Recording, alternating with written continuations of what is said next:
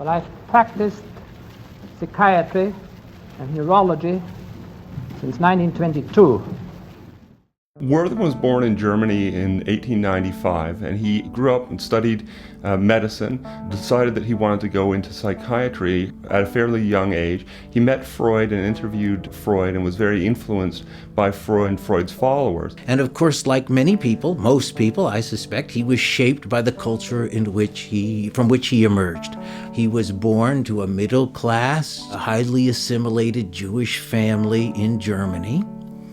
And one of the transforming, events in his life was around the First World War, when he was a student studying medicine at King's College, the University of London, and he was interned by the British as a German national.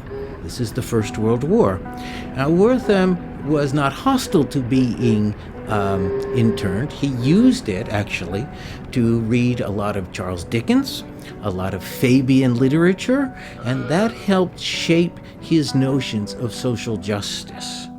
And then after the war, he returned to Germany, where he studied at several universities, and finally getting his MD degree from Würzburg. In the 1920s, he moved to the United States. He became a naturalized American citizen, and he worked at Johns Hopkins University in Baltimore before getting a job in New York at Bellevue Hospital and Queens Mental Health Center. After Wertham established the clinic down in Johns Hopkins, he actually moved to New York and became the director of the Court of General Sessions Psychiatric Clinic.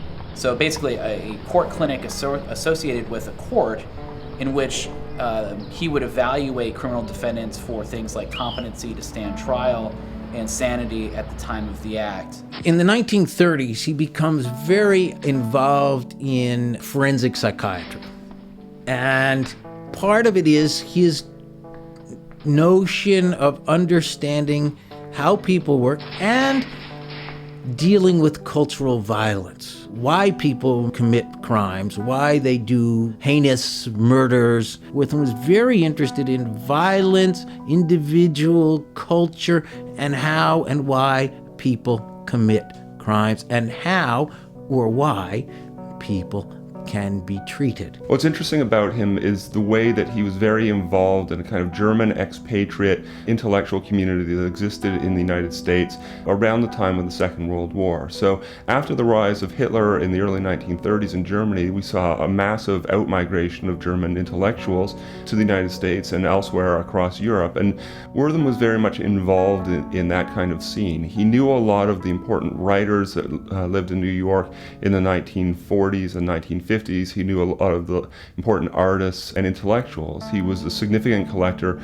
of modern art, what was then contemporary art in the United States, and he was a very kind of cultivated man, very serious intellectual, and very dedicated political liberal who wanted to make a positive impact in the world through his writings and through his work with his individual psychiatric patients. And he began to specialize in children and in problems of youth and in other problems.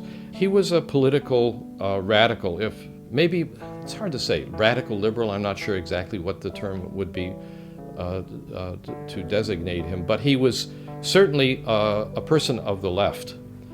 And he had friends in the left, and his associations with left-wing intellectuals were important. And in an odd way, he repeated some of their arguments in a kind of simple-minded way, because there was, in the 1930s and 1940s and 1950s, in the United States, a whole group of what were called the Frankfurt intellectuals. And the Frankfurt intellectuals also argued that mass culture was a destructive force in society.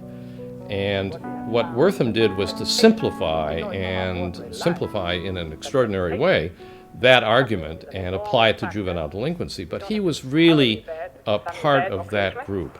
And moreover, these children who commit such a delinquency, for instance, they don't do that because they're bad. They don't even necessarily do it to get the money or to get even, but it's a glorious deed.